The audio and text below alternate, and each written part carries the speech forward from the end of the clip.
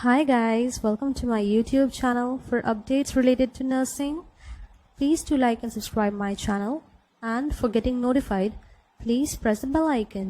So today we are going to learn about ABG analysis.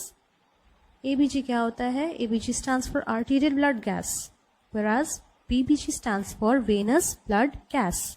Basic difference क्या है arterial blood और venous blood पे? Artery का जो ब्लड होता है उसका कलर होता है ब्राइट रेड और वेनस ब्लड का कलर कैसा होता है डार्क रेड. ठीक है, स्लाइटली डार्क रेड होता है. आर्टरी का प्रेशर ऑलरेडी इतना हाई होता है कि हमें प्लंजर पुल करने का ज़रूरत नहीं पड़ता है, उसमें अपने आप ही ब्लड फिल हो जाता है सिरिंज में. और वेन्स वही, इसमें लो प्रेशर की वजह से हमें प्लंजर को पुल करने का ज़रूरत पड़ता है, तभी ब्लड विड्रॉ हो पाएगा. तो ये बेसिक डिफरेंस है. Coming to the most preferred site for ABG, तो सबसे कॉमनली जो यूज साइट है वो होता है रेडियल आर्टरी. रेडियल आर्टरी का एनाटॉमिकल लोकेशन की वजह से हम उसको बहुत इजीली एक्सेस कर सकते हैं. तो it is easily accessible. First thing, it is easily accessible, and second thing is the hand is having collateral circulation, यानी वहाँ पे radial artery plus ulnar artery दोनों ही ब्लड सप्लाई करती है. तो इसीलिए अगर अल्नर आर्टरी इज ब्लॉक्ड, ठीक है, या रेडियल आर्टरी इज ब्लॉक्ड, तो एटलीस्ट एक आर्टरी रहेगा जिसके वजह से ब्लड सप्लाई हो सके हैंड पे. ठीक है, और if just in case because of some reasons there is a thrombosis formation और any blockage in the radial artery, तो हम रेडियल आर्टरी को प्रेफर नहीं करते हैं. ठीक है, we go for brachial artery और द फेमोरल आर्टरी. तो एबीजी लेने से उससे पहले हम क्या करते हैं, मॉडिफाइड एलेन्स टेस्ट परफॉर्म करते हैं. मॉडिफाइड एलेन्स टेस्ट में क्या करते हैं, हम पेशेंट को बोलते हैं अपना हैंड दे. उस हैंड में जो थंब के साइड पे रेडियल आर्टरी है और जो लिटिल फिंगर के साइड पे अल्नर आर्टरी है, दोनों को हम प्रेस करते हैं और पेशेंट को कहते हैं कि अपना फिस्ट को क्लेंच करे और रिलीज करे. ठीक है, तब हम देखेंगे कि उसका हैंड पेल हो गया है. ठीक है, यानी कलरलेस दिखेगा वो. ठीक है, और when we release the ulnar artery side, यानी हम लिटिल फिंगर की साइड जो प्रेस करके रखे हैं उसको रिलीज करते हैं, तो विद इन 5 to 15 सेकेंड्स क्या होता है, वापस वहां पे ब्लड सर्कुलेशन होने लगता है. ठीक है, तो hand will turn pink. Just in case if the ulnar artery is blocked, तो वो वापस पिंक टर्न नहीं करेगा hand within 5 to 15 seconds. तो this stands that the modified Allen's test is negative. ठीक है, अब नॉर्मल है. तो अगर ऑलरेडी अल्नर आर्टरी ब्लॉक्ड है तो हम रेडियल आर्टरी को प्रिक नहीं करेंगे, क्योंकि रेडियल आर्टरी को प्रिक करेंगे हो सकता है कहीं गलती से थ्रोम्बोसिस हो जाए वहाँ पे, तो हैंड का तो सर्कुलेशन रुक जाएगा. तो इसीलिए हम हमेशा एबीजी परफॉर्म करने से पहले मॉडिफाइड एलेन्स टेस्ट परफॉर्म करते हैं. नेगेटिव मॉडिफाइड एलेन्स टेस्ट मतलब अब नॉर्मल कंडीशन है, हम रेडियल आर्टरी को कैथेटराइज नहीं करेंगे या वहाँ पे कैन्यूला नहीं लगाएंगे. ठीक है, और अगर मॉडिफाइड एलेन्स टेस्ट पॉजिटिव है यानी नॉर्मल है, तब हम रेडियल आर्टरी को प्रिक कर सकते हैं.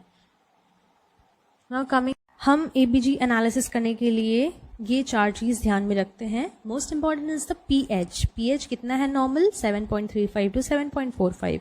अगर 7.35 से कम है तो इट विल इंडिकेट एसिडोसिस, और सेकेंड अगर 7.45 से ज़्यादा है तो इट विल इंडिकेट एल्कलोसिस.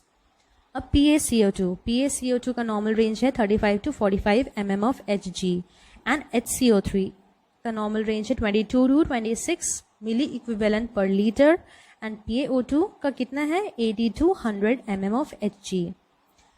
तो how do we understand that it is metabolic और रेस्पिरेटरी? तो इसका बेसिक रूल है. पहला रूल ये है कि अगर पीएच और PaCO2 दोनों सेम डायरेक्शन में मूव कर रहा है, यानी पीएच भी बढ़ रहा है, PaCO2 भी बढ़ रहा है, या ऐसा हो रहा है कि पीएच भी घट रहा है और PaCO2 भी घट रहा है, देन इट इज मेटाबॉलिक. अब दूसरा रूल ये है कि पीएच और PaCO2 moves in the opposite direction, यानी रिवर्स डायरेक्शन में जा रहा है. या तो पीएच बढ़ रहा है, PaCO2 घट रहा है, या फिर पीएच घट रहा है और PaCO2 बढ़ रहा है, तो it is respiratory. I think this is the basics and you must learn about it. Okay.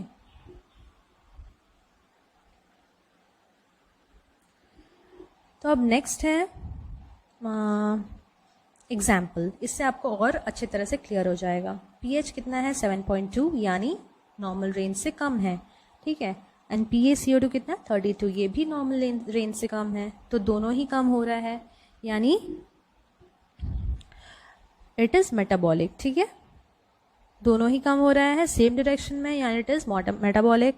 और 7.2 यानी 7.35 से कम है यानी एसिडोसिस इंडिकेट कर रहा है, तो totally it is metabolic acidosis, ठीक है। मेटाबॉलिक एसिडोसिस ये कब होता है? मेटाबॉलिक एसिडोसिस एक कॉमन कंडीशन है जो कि डायरिया में दिखता है, ठीक है।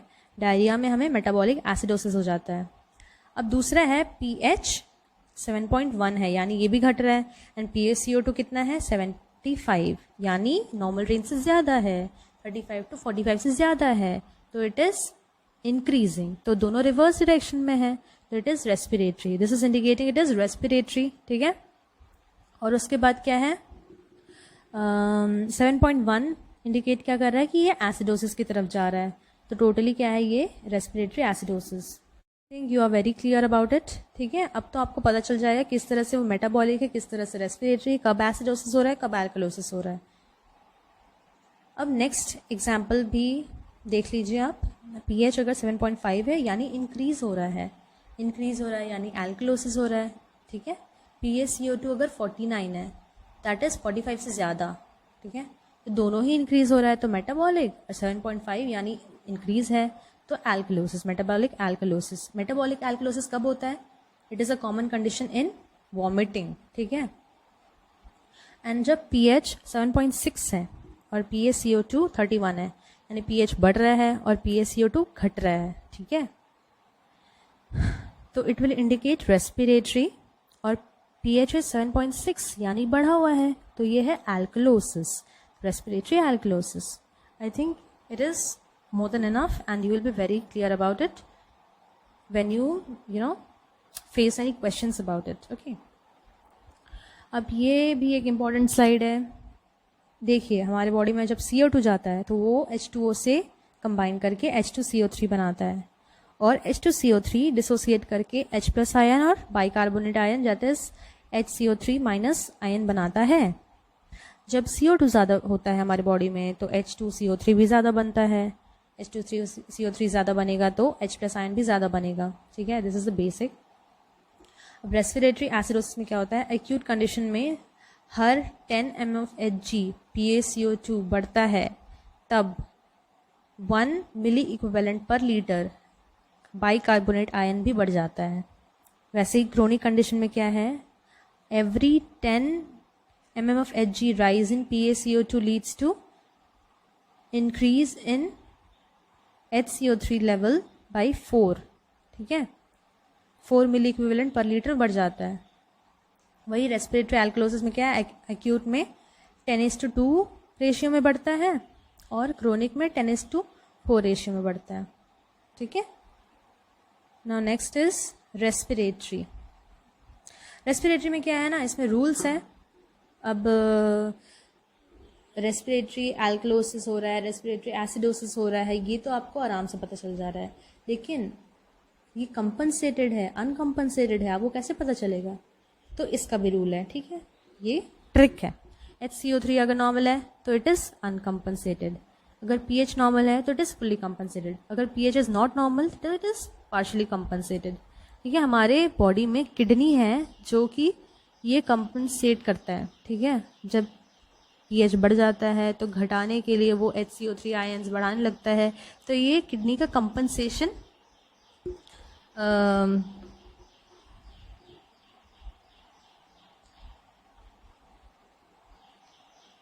रूल है, ठीक है। किडनी इस तरह से कंपनसेट करता है।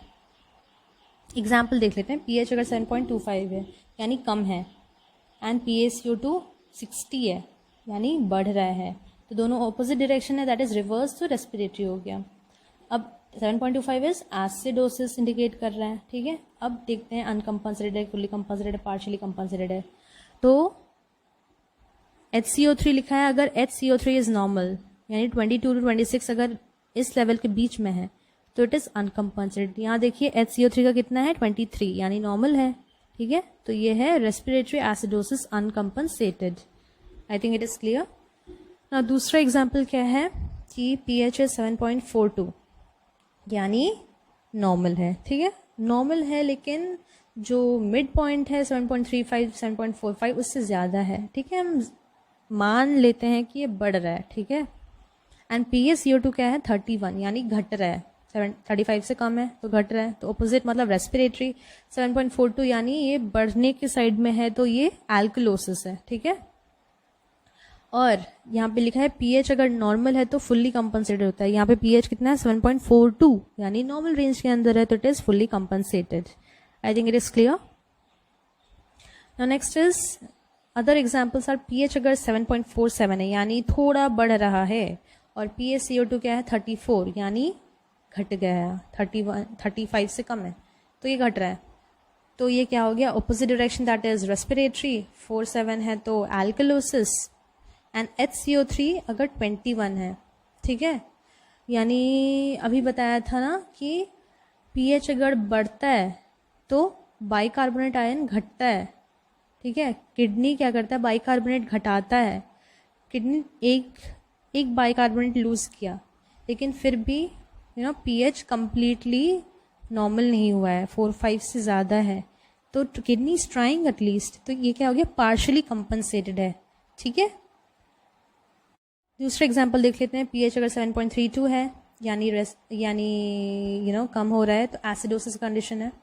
PaCO2 कितना है 47 यानी बढ़ रहा है, 45 से ज़्यादा है ना, अब तो ये हो गया रेस्पिरेटरी एसिडोसिस, क्योंकि रिवर्स डायरेक्शन है तो रेस्पिरेटरी और कम है तो एसिडोसिस।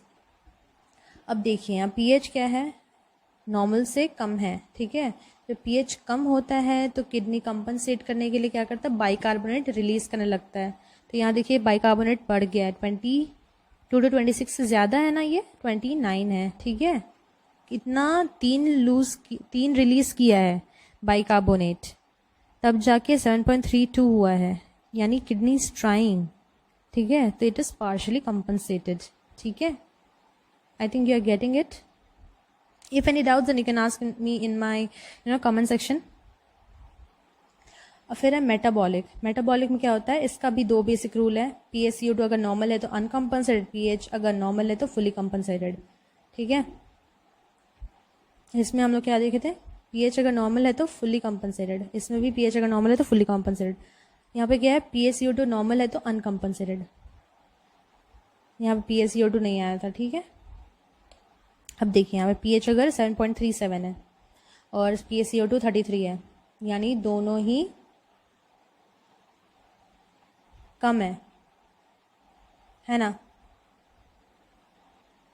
pH 7.37 है, नॉर्मली है, लेकिन मिड पॉइंट से कम है, तो कम मान लेते हैं हम लोग, डिक्रीजिंग ऑर्डर में है, ठीक है। और PaCO2 कितना है 33 यानी ये तो कम है, ठीक है। और HCO3 कितना है 17 यानी ये भी कम है, दोनों कम है तो मेटाबॉलिक, और 7.37 कम घटने की तरफ है तो एसिडोसिस। और यहाँ पे पहला रूल क्या दिया हुआ है बेसिक रूल कि pH अगर नॉर्मल है, ठीक है, यहाँ 7.37 है ना, नॉर्मल रेंज के अंदर है तो it is fully compensated. I think you are getting it. And next example is pH is 7.52, अगर 7.52 है तो मतलब बढ़ रहा है, तो एल्कलोसिस कंडीशन हो गया है। pH is 7.52, PaCO2 is 37 यानी बढ़ रहा है, ये भी बढ़ रहा है। HCO3 is 27 तो भी बढ़ रहा है, ठीक है, सब बढ़ रहे हैं, तो मेटाबॉलिक एल्कलोसिस क्या हो गया 7.52 यानी बढ़ गया है एल्कलोसिस, ठीक है। और क्या लिखा था वहाँ यहाँ पे पहले ना इस स्लाइड में दिया हुआ था कि PaCO2 अगर नॉर्मल है तो ये अनकम्पनसेटेड हो जाएगा, ठीक है, तो ये फाइन हो गया। So this is all about ABG, and if there is any doubt related to ABG then you can comment on the sections below, और आपको कौन से टॉपिक्स के बारे में पढ़ना है वो भी आप लिख सकते हैं कमेंट्स में। एंड अगर आपको मेरा वीडियो पसंद आया तो please do like and subscribe and press the bell icon for getting updated. Thank you guys, see you on the next video.